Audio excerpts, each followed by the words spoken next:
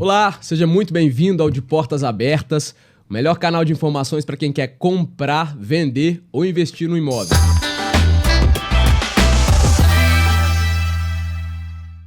Bom, vinheta rodada, é hora de começar. Eu sou o Lucas Barbosa e hoje o nosso papo é com Henrique Ruas, especialista em gestão empresarial e CEO da Imóveis Alto Luxo. Que luxo, hein, Henrique? Bom, para a gente começar, brincadeiras à parte, eu queria entender um pouquinho de você mesmo, saber um pouco da sua trajetória, saber como que você veio parar no mercado imobiliário. Vi aqui que você era do mercado de cosmético, né? E veio parar, caiu aqui no mercado imobiliário. Queria entender se foi um acidente, se você sempre sonhou em trabalhar com o mercado imobiliário, como que tudo aconteceu. Bom, obrigado pelo convite, bom dia, Lucas, obrigado a todos aí do Glemo, do Portal Imobiliário. Bom, uma pequena correção, eu sempre fui do mercado imobiliário, eu entrei no mercado imobiliário em 92, aqui mesmo, a gente está na região da Savassi, né? Uhum. É exatamente bem próximo daqui, eu estava aqui na Júlio Bogorici Imóveis, aqui na Rua Inconfidentes, aqui que eu trabalhei durante 5 anos, de 92 a 97, foi quando eu entrei no mercado, e fui assim, capturado pelo mercado, digamos, de cosméticos, sim, de bens de consumo, através de um profissional da Gillette do Brasil, que recebeu um atendimento meu, gostou do atendimento que eu fiz com ele, e aí ele me convidou. Como corretor? Como corretor. Uhum.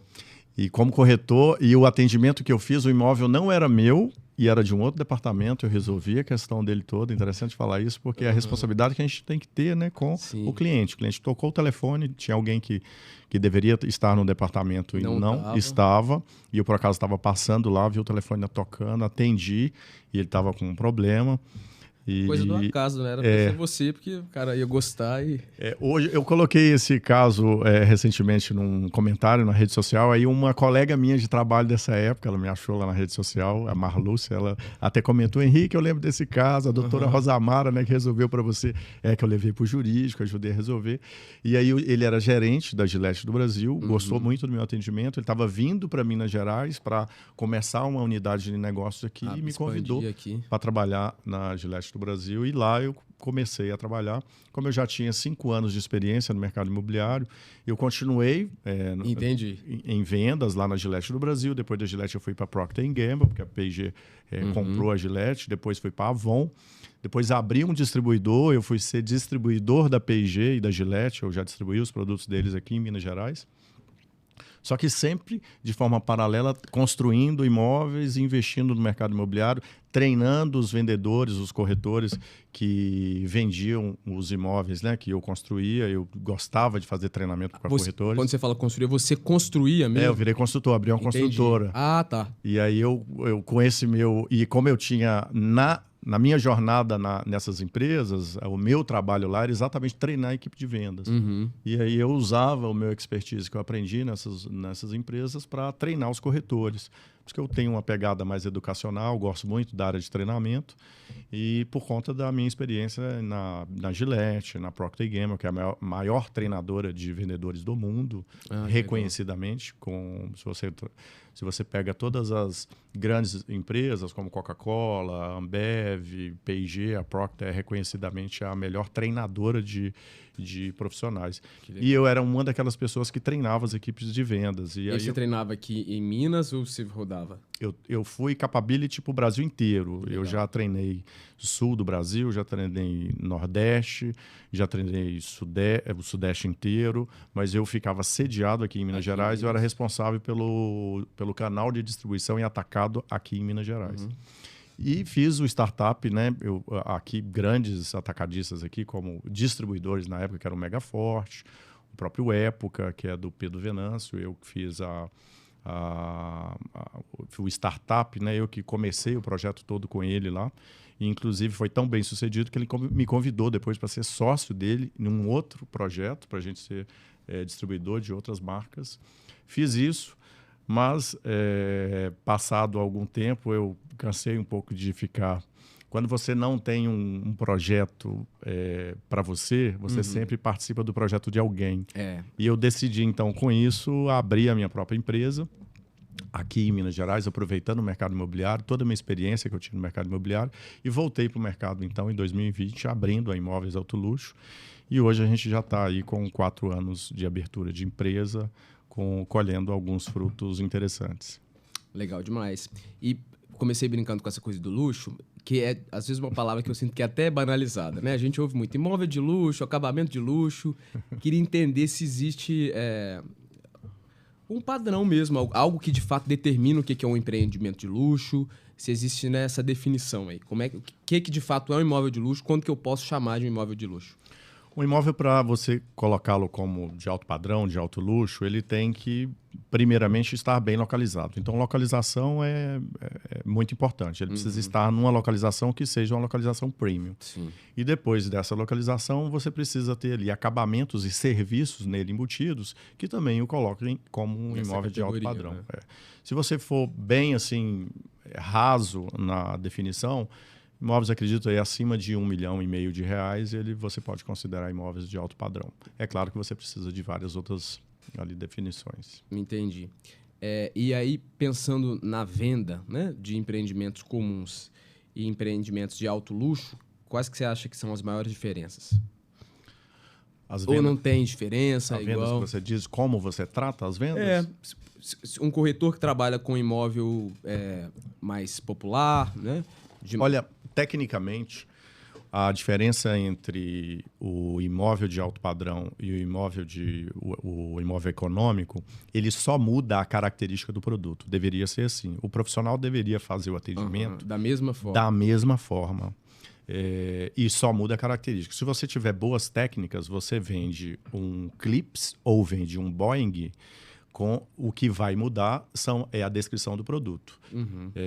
Mas, infelizmente, não acontece assim. Você encontra, às vezes, o atendimento não tão nobre nas faixas econômicas e você encontra, às vezes, um atendimento um pouco melhor para trabalhar com os imóveis de alto padrão. Acredito eu que deva ser por conta também do nível de exigência do cliente que compra um imóvel de alto padrão, um imóvel de alto luxo. Ele realmente já está mais exigente e não vai aceitar. Né, o cliente que consome esse tipo de marca, né, o tipo de produto, ele já está acostumado com atendimentos de alto padrão. Em tudo que ele consome. Né? Exatamente. Então, o carro dele normalmente é um carro importado, que ele já tem um atendimento VIP lá na concessionária que ele leva. Ele consome produtos em uma loja que já tem um atendimento de alto padrão. Ele faz viagens normalmente em linhas aéreas de alto padrão. Ele vai para hotéis que têm atendimentos de alto padrão, então ele está acostumado com a régua mais alta. Não vai aceitar nada que seja diferente disso, então, né? se você vem com um atendimento que não está alinhado com a expectativa dele, certamente você não será reconhecido como uma pessoa que atende em alto padrão. Sim. Então, você tem que estar alinhado, né, com quem você, minimamente com quem você está ali se comunicando. Então, você acha que é principalmente a qualidade do atendimento, né? Qualidade do atendimento é super importante para você trabalhar nesse mercado. Se você não tiver qualidade de atendimento, se você não conseguir gerar experiências para esse cliente, para que ele realmente se mova para uma decisão de compra, ele não vai se mover. Ele está muito preparado, ele está muito conectado. Muitas vezes ele sabe até mais sobre o mercado e o que está sendo ofertado no mercado, até mesmo que o próprio atendente ali, o próprio consultor, o corretor que está atendendo ele. Porque ele está especificamente buscando, né, aquele produto e ele já fez todas as buscas. Então, ele sabe muito sobre aquela faixa de imóvel, sabe... Ele não está perdido, né? Ele não está perdido. Então, é muito importante. Ou ele sabe, ou é alguém da família dele que está acompanhando, ou um filho que está fazendo as buscas, ou a esposa, ou o marido, né? A esposa está procurando, ou o marido está olhando e vice-versa. Enfim, tem sempre alguém muito conectado e que vai participar da decisão de compra. Legal. E você acha mais fácil ou mais difícil vender um imóvel de alto luxo em relação a outros? Pergunto porque, ao mesmo tempo que esse público está mais inteirado do que quer comprar, são valores mais altos e talvez essa tomada de decisão seja um pouco mais cuidadosa, melindrosa mesmo, né? Ao longo desses anos aí, o que você sente? Tanto faz, é igual, é o atendimento que manda? Entende? Eu estou perguntando dentro da jornada do cliente mesmo, Começou a olhar o empreendimento, a tomada de decisão é igual num imóvel tradicional, ali né, das categorias iniciais, seja Minha Casa Minha Vida, ou seja de médio padrão ali, ou tanto faz? O que acontece normalmente é que ele está muito bem assessorado. No de alto luxo. O de alto padrão, exatamente. Então, normalmente tem um advogado que vai olhar o contrato. Então, a minuta de contrato você tem que compartilhar com ele, ele vai consultar o advogado. E esse advogado também, esse corpo que o assiste, ele normalmente vai assessorá-lo muito bem em relação a todas as certidões. Então, ele vai fazer o movimento se ele perceber que tem segurança para fazer o movimento. Tá. O que, às vezes, não acontece nas camadas um pouco mais abaixo, porque nas camadas mais econômicas, populares. As pessoas, às vezes, eles mesmos olham o contrato ou pedem algum amigo para olhar. Então, realmente, a profundidade da negociação, ela se dá muito mais por conta do aparato que essas pessoas têm para poder seguir com o contrato.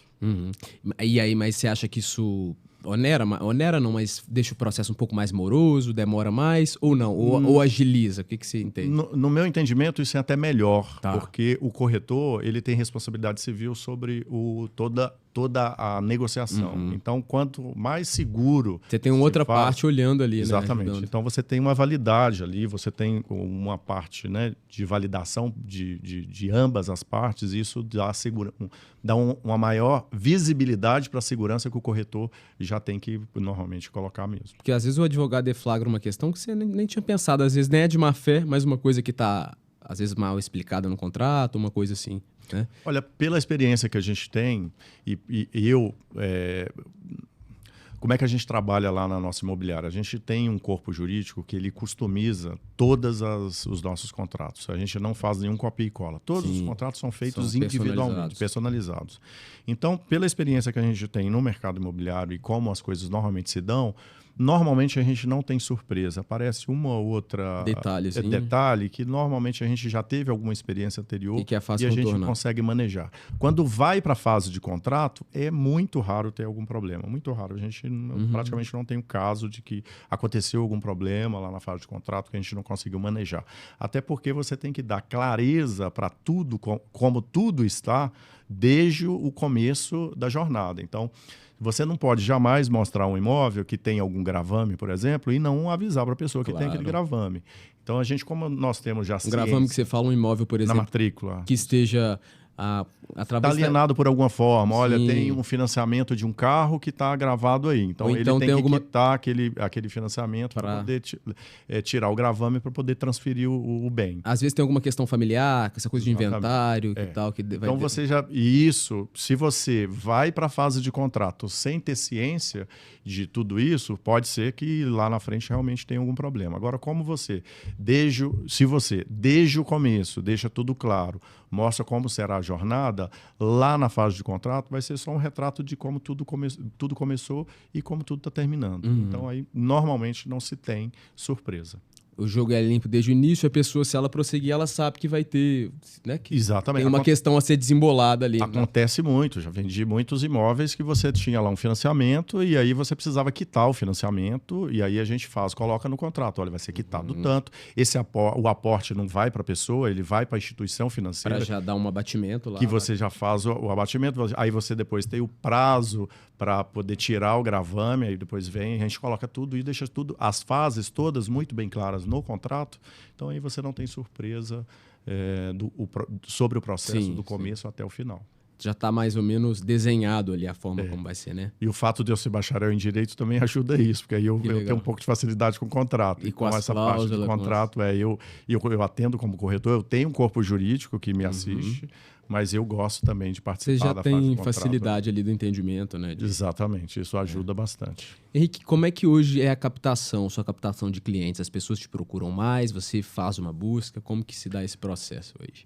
Hoje a captação nossa é muito por indicação, network que nós temos, tanto eu quanto a base de corretores, e muita gente entra em contato com o nosso telefone, através das nossas mídias sociais, para deixar o produto com a gente, por conta da visibilidade e do expertise que a gente já ganhou em trabalhar com esse tipo de imóvel. Então, as redes sociais e as captações através do nosso network, elas é que definem basicamente a nossa captação. E, naturalmente, quem também quer comprar um imóvel alto luxo já tem essa procura orgânica por vocês. A gente tem muita procura orgânica, mas a gente também investe muito em patrocinados, em ADS, que a gente chama, né? A gente tem praticamente todos os ADS. A gente tem todos os portais e todos os ADS, tanto do Google quanto do Facebook e Instagram. E esse público de padrão alto luxo está na internet e esses conteúdos impactam eles também? Impacta. Tem aí um dado interessante que normalmente quem compra, quem efetivamente assina o cheque é a geração X, né? Uhum. Que não é tão conectada quanto Sim. a geração Z. Só que por isso que eu pergunto. Só que a geração Z é a que efetivamente está conectada. E você tem sempre alguém da família, que é da geração Z, que está procurando, ajudando o pai ali, ou a mãe, e fala assim, olha, tem esse aqui, eu procuro essa pessoa. E até por conta disso, o pessoal me pergunta, Henrique, você também trabalha com TikTok? Eu falei assim, trabalho. Porque mais lá não tem muito comprador. Se precisar, eu... Não, dançar. Ainda não tive essa experiência. Dançando no rooftop com o Henrique. Não tive essa experiência ainda. Apesar de gostar muito de dançar, sim, da minha infância, dancei bastante. Legal. Mas vamos lá. Eu gosto de trabalhar muito com TikTok, porque lá pode não estar o cliente que vai me comprar diretamente, mas lá tem o filho dele ou o parente dele que está conectado com o TikTok e vai me indicar para o pai dele. E já aconteceu muito isso comigo. Essa coisa do TikTok, eu sinto que é a plataforma que o vídeo mais viraliza, mais roda. Porque é muito fácil tirar o vídeo dali. A gente vira e mexe, recebe em WhatsApp um vídeo com a marca d'água do TikTok. Esse que eu te disse mesmo da cobertura lá no Flamengo, a gente estava conversando antes, era isso, era um vídeo que estava rodando com uma coisinha de TikTok que alguém baixa e começa a viralizar, né? Eu sinto que o TikTok então, tem essa coisa. Às vezes a pessoa não vai ser impactada dentro da plataforma, mas por um vídeo que nasceu ali, ele roda tanto que uma hora te alcança, né? Exatamente. Eu tava... E essas mídias sociais são tão fortes.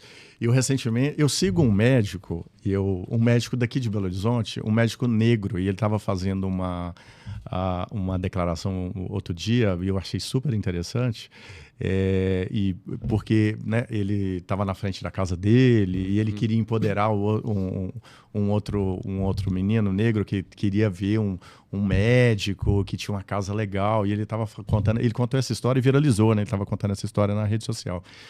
E aí eu achei muito interessante a história dele, passei a seguir, acompanho ele, o trabalho que ele faz. Aí eu estava no Quintas do Sol outro dia, e aí eu encontrei com ele. Aí eu vi, doutor, você tá aqui, eu te sigo lá na rede social, admiro demais seu trabalho. Fui lá, dei um abraço dele, ele olhou para mim assim, você me conhece? Eu falei, te conheço.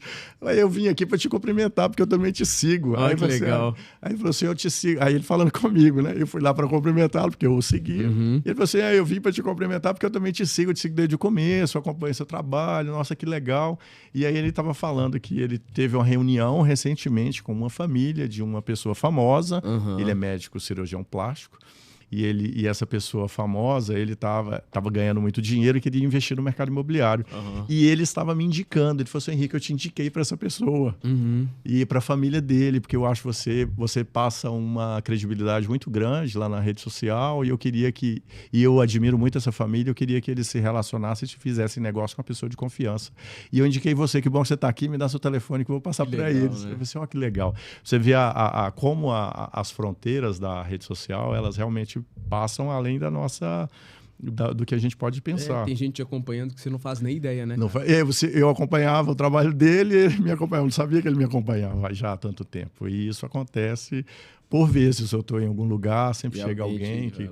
Quem está conectado no mercado imobiliário sempre tem alguma história, ou sabe, assistiu algum vídeo meu. Então é interessante você continuar produzindo esses conteúdos para que o seu trabalho, né, como você, o que você faz, chegue a essas pessoas e que elas usem o seu serviço. Ô, Henrique, eu tô pensando aqui enquanto você está falando, se você tem... difícil essas coisas de mensurar, né? Mas se você tem ideia de quanto por cento do público que te acompanha é um potencial cliente mesmo, e do quanto você alcança de pessoas que estão vislumbradas com esse... Porque o imóvel de alto luxo, ele desperta muito interesse, né? Como diz na internet, é muito satisfatório ficar assistindo um vídeo, né? E veja essa cobertura, não sei o quê, com essa vista, né? Então tem isso. Às vezes a gente tá assistindo uma coisa que você sabe que você não vai comprar aquilo ali, e você doa um tempo seu pra ver, porque é gostoso ver, porque é legal ver. Tem essa coisa de quase que de uma construção de um sonho ou de pensar a médio e longo prazo. Então, me veio essa pergunta aqui. Como é que é seu público hoje? Boa parte é de potencial cliente, você tem uma parcela grande também dessas pessoas que estão ali só quase que de lazer, assim, usando os vídeos de entretenimento. Como é que é isso hoje? Olha, infelizmente, nem todos que assistem os meus vídeos podem comprar os produtos que eu normalmente apresento. Mas eu sei, estudei sobre isso, são nichos aspiracionais. Você tem alguns que são realmente aspiracional, as pessoas gostam de assistir. Carros esportivos, viagens internacionais, o pessoal gosta muito de assistir, lugares do mundo, e mansões. Então, realmente aspiracional, as pessoas gostam de assistir. Tanto é que há tempos tem esses programas em canal fechado de as maiores casas, umas casas, exatamente. Né? Então, é super aspiracional. A maioria do meu público consome por consumir mesmo. Só que eles me ajudam, e eu faço, e aí eles assistem, eles me ajudam a dar profundidade para os vídeos. E chegam até aquelas pessoas que estão efetivamente procurando. A pessoa que está procurando também está olhando ali. Então, infelizmente, não é a maioria, mas a pessoa que está efetivamente procurando, ela será impactada quanto maior for a viralização do meu vídeo. De alguma forma, chega nela. E não é incomum eu chegar em alguma roda de amigos ou bater papo conversando com alguém e aparecer o assunto imóveis, casas de alto padrão. Henrique, aquela brincadeira que eu escuto sempre. Henrique, o meu sonho é ser seu cliente, quero comprar um imóvel com você. Então, assim, eu percebo que o trabalho está sendo concluída, assim, que o trabalho está sendo eficiente, é quando eu chego no ambiente e às vezes as pessoas estão falando de um assunto, passa 5 minutos o assunto da roda, às vezes eu sou o único ali do mercado imobiliário e passa a ser mercado imobiliário. Você não precisa nem puxar o assunto, porque as pessoas já entram nele. Mercado imobiliário. O corretor, na verdade, ele trabalha com ciclos e o ciclo ele inicia e ele termina.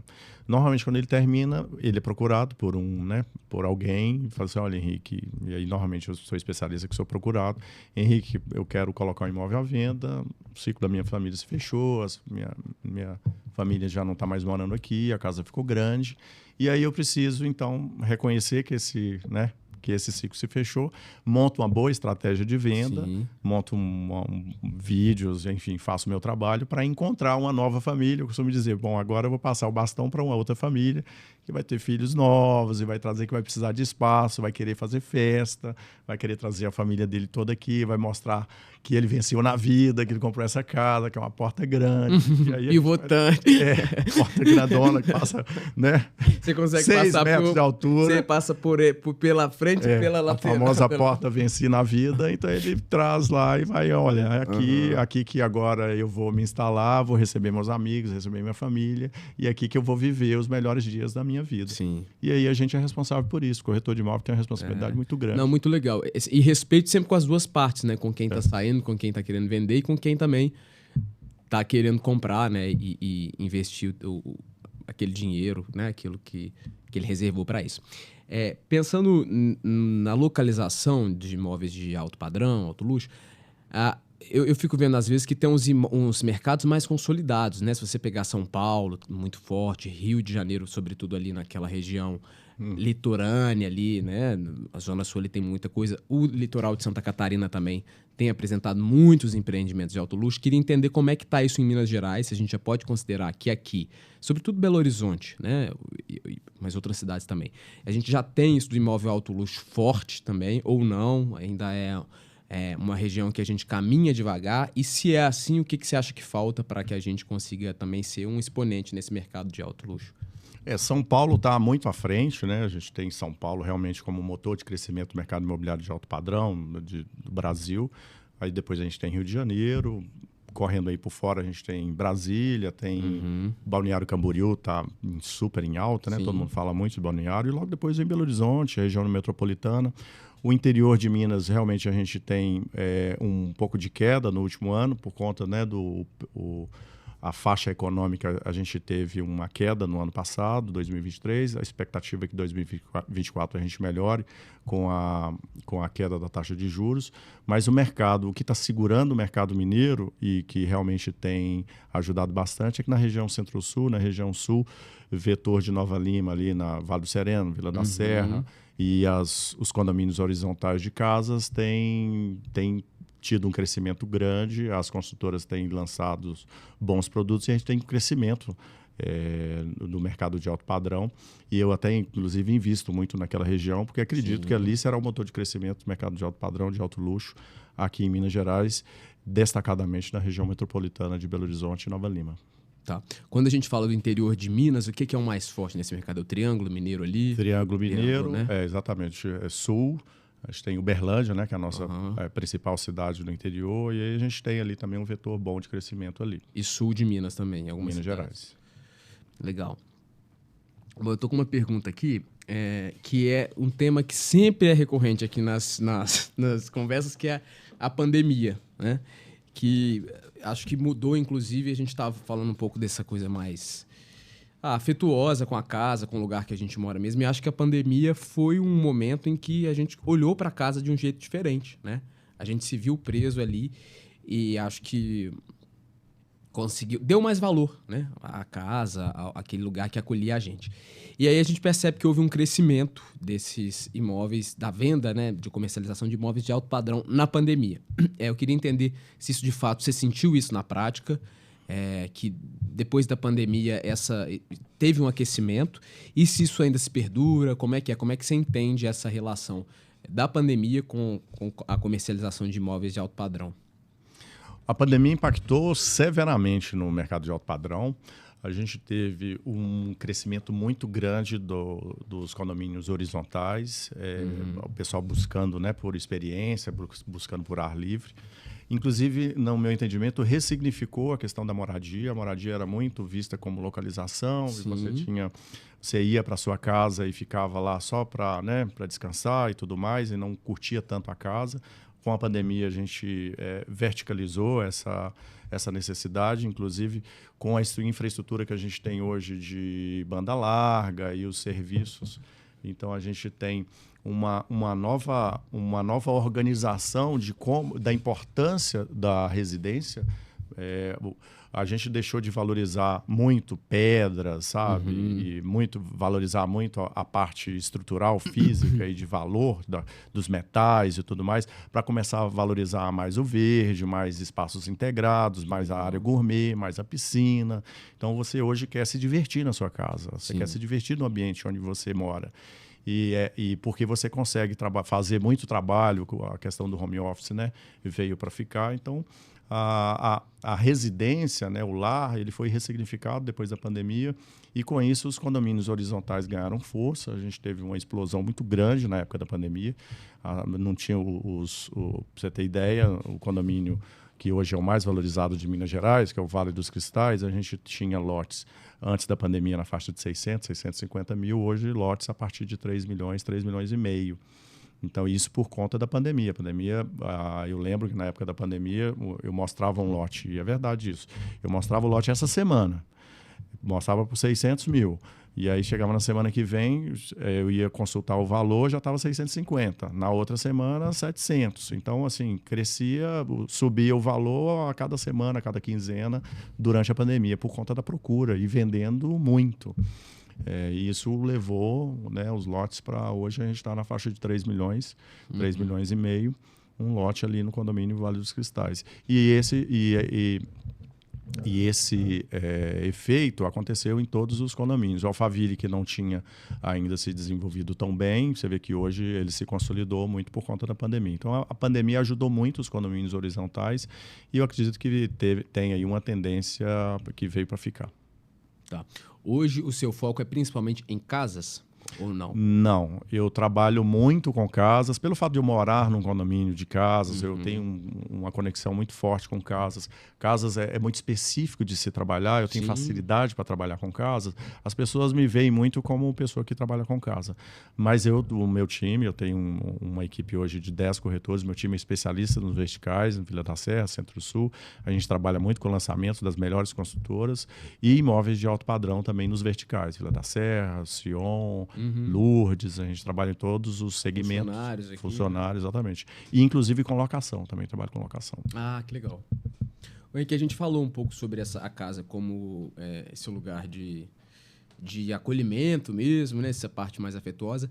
Mas eu queria entender como que você enxerga o empreendimento de alto padrão, de alto luxo, para investimento. Hoje, como que isso se dá? As pessoas ainda investem nesses empreendimentos de alto padrão ou elas preferem um mais barato, com uma liquidez mais fácil? Você ainda acha vantajoso? O que você entende sobre quando a gente vai falar de investimento, a gente tem que analisar os dados, né? E os dados recentes, todos indicam que o que valoriza é o mercado de alto padrão. Então, não faz sentido você investir que não seja no mercado de alto padrão. Então, como as valorizações, o que está sendo comprado e valorizado são os produtos de alto padrão, os lançamentos de alto padrão e as propriedades de alto padrão, então, ali também estão os maiores investimentos.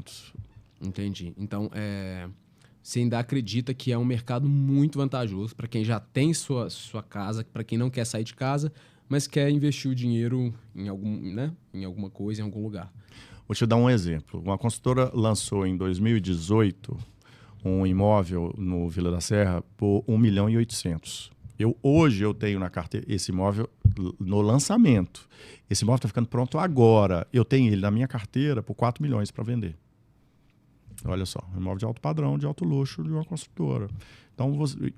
Então a diferença que há entre o lançamento e a chave é muito grande. É muito grande. Normalmente você tem aí 50% só de aporte durante a construção. Então, quando você está falando de um investimento que você fez metade do investimento e você teve o dobro de valorização sobre o valor total. E você investindo só 50%. Sim. Então, isso ao quadrado, é o investimento ao quadrado. Então, é muito vantajoso realmente você fazer o investimento em imóveis de alto padrão. A valorização do imóvel de alto padrão é maior quando você se compara com imóveis... Todos os dados indicam isso.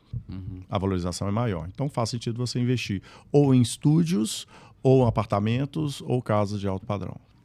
A Brain Inteligência Estratégica lançou um estudo que, ano passado, o crescimento nesse segmento, né, de alto padrão foi de 40%. Como que você enxerga esse ano de 2024? Você acredita que está crescendo também? Você acha que a gente vai ter um fechamento com bons números para esse nicho? Como que está isso aí? Todos os lançamentos de alto padrão estão praticamente esgotando. Então, e tem hoje uma demanda ainda reprimida e poucos lotes. Você vê que os verticais hoje não tem uma dificuldade das construtoras em fazer os lançamentos porque não tem mais lotes para poder lançar. Onde as pessoas querem, não tem mais lotes. Não tem. Então, aí você acaba indo por disponível, né, que são os imóveis avulsos, que já estão lançados, e eles também se valorizam. Então, hoje tem uma demanda e não tem como atender essa demanda porque não tem imóvel disponível realmente. Então, tem aí uma demanda reprimida e aí, com isso, é que ocasiona essa valorização. Porque quem tem um ativo é um ativo raro. É aquela velha história, né? Muita gente querendo, o preço vai lá nas alturas. Exatamente. É a lei da oferta e da procura, os contrapesos aí trabalhando e aí você tem mais procura. Difícil aparecer a oferta, quando aparece, ele é valorizado. Bom, você falou dessa dificuldade aí de ter lotes disponíveis mesmo, espaço para construir. Além dessa dificuldade, queria saber quais outras dificuldades que você enfrenta e observa nesse mercado do alto padrão. O que você hoje vê como uma dificuldade, algo que precisa ser superado, que talvez se não tivesse isso, o mercado estaria ainda mais aquecido, ainda mais forte? Olha, as incorporadoras e quem procura investir no mercado imobiliário sofre muito com as travas governamentais, né? Então, você tem as licenças e para você soltar um empreendimento, você precisa de muito muitos protocolos, digamos assim, junto aos governos, e isso atrapalha um pouco a dinâmica do mercado. Então, às vezes, você tem uma necessidade de um certo empreendimento, ele vai ficar ali 5 anos até que ele seja liberado. E isso reprime, de alguma forma, a demanda, e aí, quando ele aparece, aí você tem ali, normalmente, uma boa procura. Você acha que a gente precisava, talvez, de uma flexibilização dessas leis, dessa burocracia nesse segmento de incorporação? Porque eu fico vendo, eu tenho a impressão, posso estar falando de forma leiga, mas que eu acho que, por exemplo, quando você pega nos Estados Unidos, essa coisa talvez seja um pouco mais tranquila, não é? Essa coisa da compra, da venda, da comercialização. Sim. Eu sinto que isso aqui no Brasil é um pouco mais burocrático. Não sei se você tem... eu não acho que flexibilização seria a forma correta. O que a gente teria que fazer é uma agilidade maior. Você tem que dar mais celeridade no processo. Exatamente, mesmo. você tem que dar celeridade. O que acontece no Brasil é que a burocracia atrapalha em relação aos prazos. Então, você vai construir, você fica, às vezes, se você compra um lote para você fazer uma casa, às vezes você demora 1 ano até você fazer todas as aprovações. E esse 1 ano que você demorou, então, o projeto que você fez já com 1 ano, tudo muda, né? A matéria-prima que você tinha orçado já não vai ser mais a mesma de um ano para o outro, né? O projeto já a sua vida também, como a sua família está definida, ela já mudou, seu filho já não quer nem sair. Fazer mais essa casa aqui. Exatamente. Então, demora muito. Então, infelizmente, os nossos processos burocráticos são muito morosos, e isso é que atrapalha e trava muito o mercado imobiliário. E como que você vê o mercado de alto padrão daqui 5 anos? Olha, o mercado de alto padrão ele tende a crescer ainda mais. Ele tem se consolidado com a pandemia. A pandemia trouxe uma reflexão para as pessoas de que ela devesse investir mais nela mesma e na família dela mesma. Sim. Então, curtir olhar mais a casa. Mais para si mesmo também. Isso, exatamente. A questão da finitude apareceu de forma muito assim, latente, forte. Exatamente. Então, olha, com isso aí você pode, qualquer hora pode não estar mais aqui. Então, para que você vai fazer com toda essa grana, sendo que você está, né? Pode dar um lugar melhor para sua família e tudo mais, pode curtir mais a vida. Então, esse lifestyle de diversão, de curtição, de divertir mais com a família, ele está muito forte. E isso faz com que você procure imóveis que te dê essa possibilidade. Isso, né? É por isso que o mercado de alto padrão, ele cresce muito. Inclusive, recentes pesquisas mostram que a geração X, que é a geração mais recente, né, que está chegando agora para comprar, ela é a que tem a maior expectativa de compra. 40% dessa geração tem hoje gostaria de fazer uma compra de imóvel, e os imóveis conectados com o que eles gostam são exatamente esses imóveis que têm mais serviços, né, que são mais conectados com a natureza. São imóveis que a gente classifica como imóvel de alto padrão, de alto luxo. Eu vejo, por outro lado, que hoje muitas pessoas, muitos jovens, não têm tanto essa necessidade da casa própria, né? Não sei se você repara isso. Fico vendo, por exemplo, que na época dos meus pais, essa coisa de preciso trabalhar para ter uma casa própria, uma garantia. Hoje, essa coisa do aluguel também está mais em voga, né? Porque ao mesmo tempo que a pandemia trouxe essa coisa da gente se voltar para casa, trouxe a possibilidade da gente não estar em lugar nenhum, né? O trabalho pelo computador, online, permite que eu esteja trabalhando aqui, que amanhã, se eu cansar daqui, eu vá para João Pessoa ficar lá, ou então que eu vá para o Sul. Como que isso impacta no mercado de alto padrão? Você sente que isso é uma coisa que mudou um pouco essa cultura da compra? Entende? Eu pergunto como que isso de não necessariamente ter que ter um imóvel para ser bem sucedido impacta. Olha, tem uma turma aí, tem uma turma dessa geração que gosta muito de mostrar, né? Eu sou muito procurado por isso, inclusive. Gosta muito de mostrar esses influencers, né, e tudo mais, gosta de mostrar as mansões, gosta de mostrar as casas. Então, tem uma turma dessa que está comprando bastante, porque vive esse lifestyle, né, do consumo e gosta de mostrar.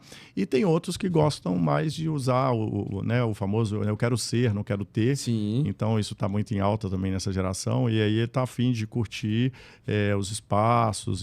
Mas eu acredito que isso é só um tempo, uma fase, e depois ele quer se estabelecer em algum algum lugar e acaba comprando. Mas enquanto ele está viajando, né, e querendo usar o famoso, hoje é o Uber do imóvel, né? A pessoa está querendo ficar lá, só o Airbnb, ou, né, está querendo ficar lá por enquanto. Só que alguém vai ter que comprar o imóvel para ele ficar lá, porque alguém vai ter que ser dono dele, né? Porque ele não... Então, o mercado imobiliário, de alguma forma, ele se movimenta. Nem que seja para o investidor comprar, normalmente é o cara da geração Z, né? Ele compra para ele usufruir, e aí ele vai e adquire lá, mas aí está consumindo do mesmo jeito. Sim, tanto faz, né? Se é para a pessoa morar, se ela vai investir, se ela vai ficar lá o tempo inteiro. O mercado está aquecido e está sendo vendido. Você tocou num assunto legal, que é a coisa do Airbnb. Eu queria entender se existe essa relação entre pessoas que compram para colocar em Airbnb imóveis de alto padrão, de alto luxo, ou não? Como que... A gente tem um movimento forte agora para estúdios, que é exatamente para rivalizar com o Airbnb. Porque o Airbnb nem todos os condomínios permitem que você faça isso lá. Mas se você criar desde o início, você já incorporar como um imóvel que é para receber essas que a gente chama de short stay, né? Então você vai usar as pessoas para alugarem as diárias.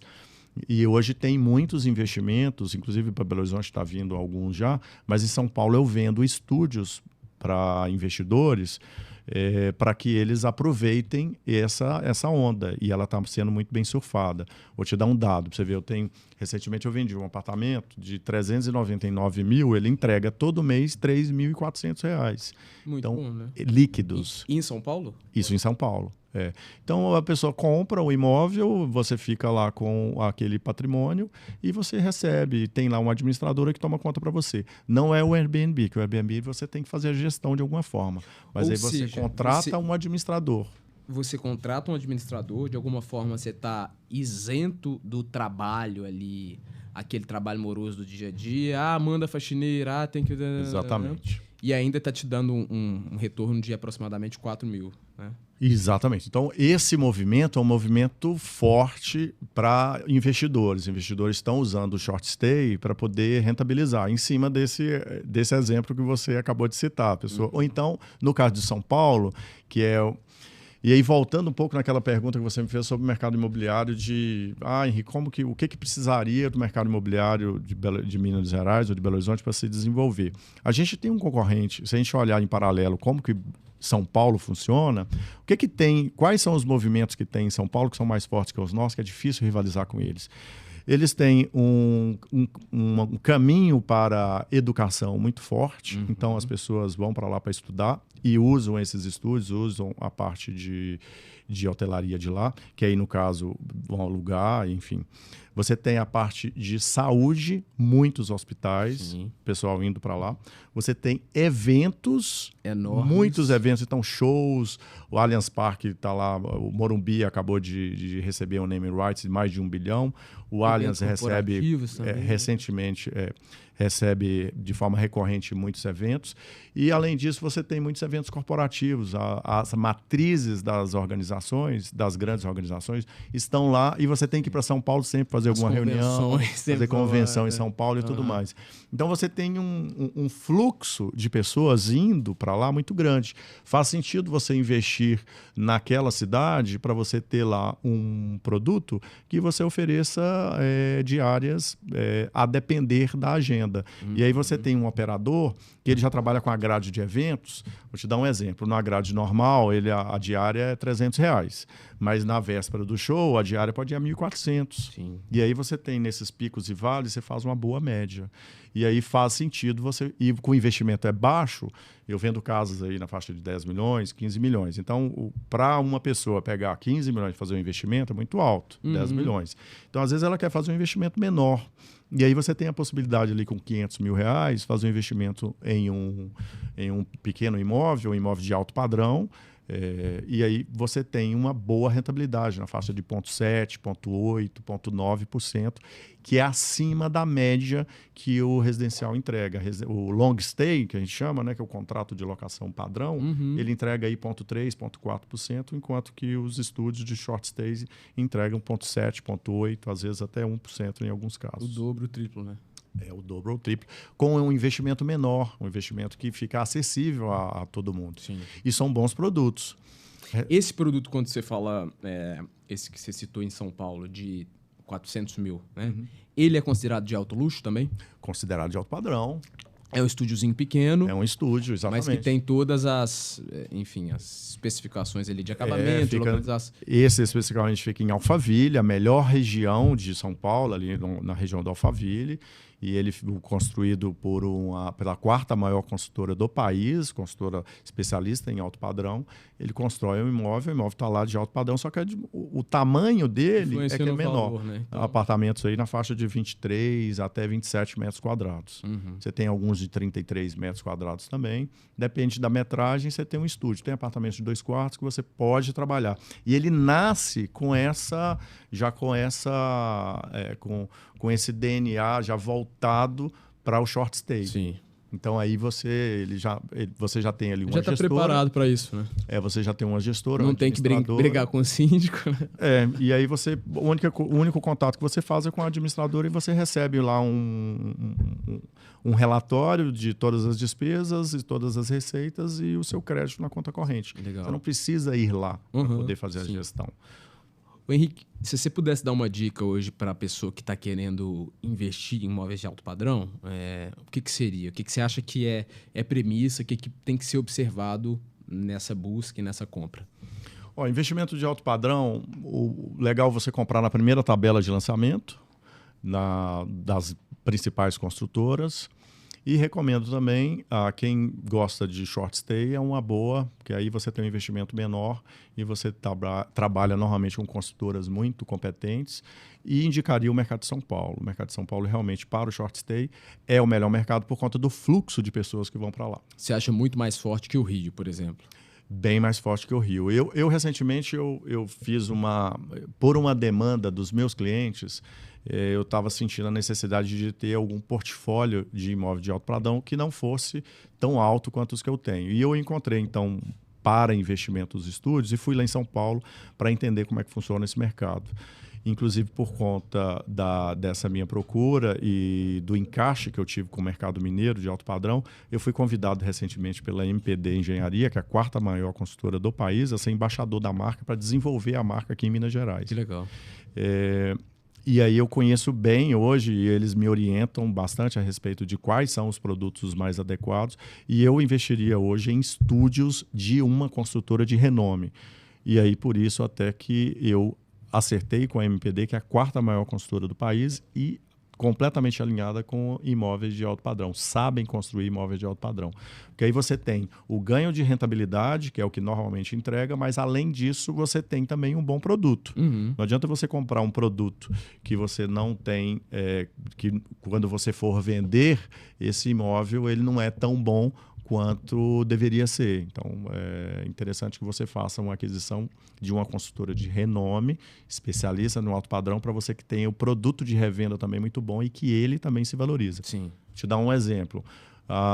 No lançamento, recentemente teve um lançamento que está entregando chaves agora. A primeira tabela de um estúdio estava na ordem ali de R$400 mil.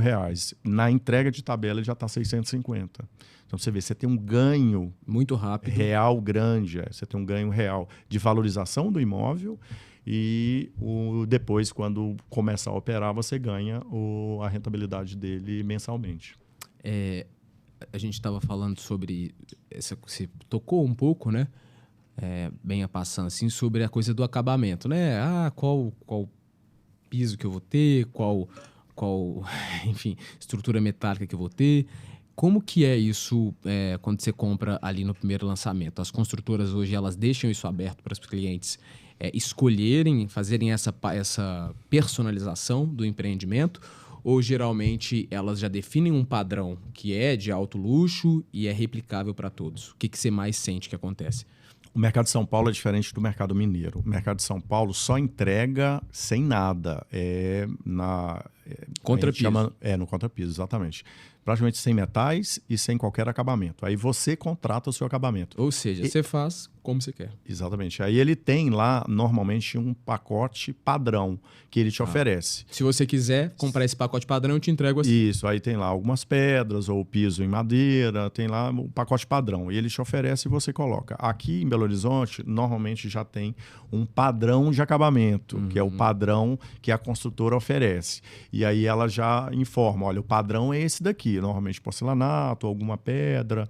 E aí você pode fazer um upgrade e você faz saldos, né? Você faz ali um crédito e débito e pode comprar um pacote melhor, digamos assim, colocar uma pedra mais nobre, colocar um piso mais nobre e a parte de marcenaria e armários normalmente é por fora mesmo. Então você que tem que colocar marcenaria e armários, mas metais, pisos, pedras e o piso da área interna, que é a parte de madeira, ou madeira ou qualquer outro piso que ele por acaso ofereça, ele já te oferece algumas sugestões ali. Muito legal, né, isso da diferença dos mercados, né? Lá, você vê, interessante, lá em São Paulo eu fui numa casa de 50 milhões, recentemente, e a casa no banheiro era pintura mesmo, era reboco e pintura. E eu achei interessante, porque aqui em Belo Horizonte a gente não tem isso, né? Seria dado como tosco, né? Assim, mal pensado. Só era o piso, era travertino, mármore travertino no piso e no box. Dentro do box estava lá o travertino. Do lado de fora, todo o piso, toda a parede branca.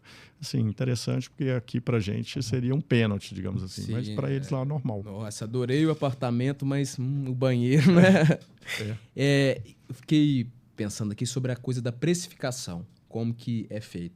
Geralmente, quando você vai vender um empreendimento, né, que você vai fazer esse meio de campo aí, quando você chega o cliente, ele já tem mais ou menos ali quanto que ele quer, a quanto ele quer colocar o imóvel dele, muito, ou na maioria é você que tem que definir de acordo com o que você vê do mercado, geralmente é um combinado, como é que é? E se você tem problema com isso também, né? Às vezes a pessoa querer superestimar um empreendimento, o valor, e você ter certeza que com aquele valor não vai vender. Como que se dá essa coisa do valor? Cara, isso é muito engraçado. Quem está procurando um imóvel, ele chega sempre procurando um imóvel e fala que ele quer um imóvel de 5 milhões, mas na verdade ele te dá a característica do imóvel de 8. 15. E ele sempre assim, normalmente assim, está procurando um imóvel de 8, mas com budget de 5. E aí a gente tem que fazer um jogo de cintura ali. E aí a gente já tem uma técnica normal que a gente vai lá e mostra o de 8. Fala assim, você está procurando isso? É isso aqui. Mas isso aqui dá muito caro. Eu falei assim, bom, realmente é esse preço. Ou então você se adequa, ou quem sabe a gente dá algumas alternativas de parcelamento, financiamento. Sim. Normalmente ele compra mesmo o mais acima, ele dá faz um esforço. Ele faz um esforço e compra acima. Isso é meio que regra, acontece muito isso. E da outra ponta, quando a gente vai avaliar, aí tem sempre o lado emocional, que aí é assim, é difícil para a gente, porque a pessoa valoriza demais o que ela fez do imóvel para ela, mas o que vai determinar efetivamente é o que o mercado paga. E aí a gente tem que ser muito profissional em relação a isso. E mostrar para ele, através de pesquisa e através, né, da nossa análise profissional, em vários quesitos que a gente olha. Do resto, né, dos empreendimentos que estão ali adjacentes e tal. Exatamente. É aí que existe um valor de mercado e não adianta ele brigar com o mercado. E aí a gente tem 2 pilares ali, 2 vetores. A gente tem rentabilidade e liquidez. Quanto mais ele quer rentabilizar, menor liquidez ele terá. Quanto maior liquidez ele quiser, ele vai rentabilizar menos. Então, uma coluna meio que puxa a outra. Tem que ver qual que é o momento do cliente, o que ele está... Né? Se ele tem esse tempo para ficar... Essa pergunta é necessária que seja feita. Então, qual que é o seu ponto? Você está buscando liquidez ou rentabilidade? Então, se você tem mais... Lembrando que o prazo médio hoje de venda do imóvel no Brasil é acima de 1 ano. Então, a jornada é longa. Então, quanto mais ele forçar a rentabilidade, mais ele estica a corda. E quando a gente está pensando, por exemplo, num empreendimento que é num prédio, né? Você tem todas as contas. Numa casa também, né? Às vezes num condomínio horizontal, mas você tem um condomínio caríssimo incidindo ali em cima. Então, fazer esses cálculos também, né? Porque às vezes a pessoa quer manter por um valor mais alto, mas o tempo que ela perde...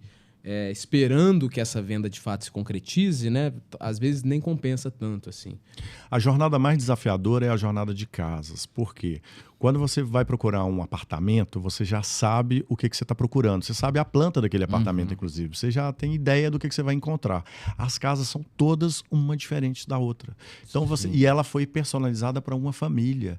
E aí você tem que achar o encaixe para uma outra família. E aí você tem que visitar todas, e todas são muito distintas. Então a jornada de casa, ela é bem mais desafiadora do que a jornada de apartamento, bem mais. Bom, eu acho que a gente tocou em assuntos bem legais. Queria te agradecer muito por ter aceitado o convite do Glemo para a gente bater esse papo sobre imóvel de alto padrão. Perguntar se tem mais alguma coisa que ficou, assim, que você acha que escapuliu, de alguma dica, alguma coisa que você quer dizer aqui pro pessoal que está assistindo a gente. Bom, ou algum conselho final, alguma coisa. Eu fiquei feliz de vir aqui, porque eu passei, a gente está na Savassi, né? E eu passei do lado ali da Sketch. De roupas. E eu lembro que eu trabalhava aqui na Júlio Bogoricinha, que é ao lado, e eu só usava a roupa da C&A. Eu lembro que eu olhava para a loja da Sketch. Um dia eu ainda vou ter uma Sketch. Uma aspiracional, né? E eu passei por ali hoje, eu lembrei. Esse paletó ainda vai ser mesmo. Que eu cheguei, andava de ônibus, eu ganhava salário mínimo, né?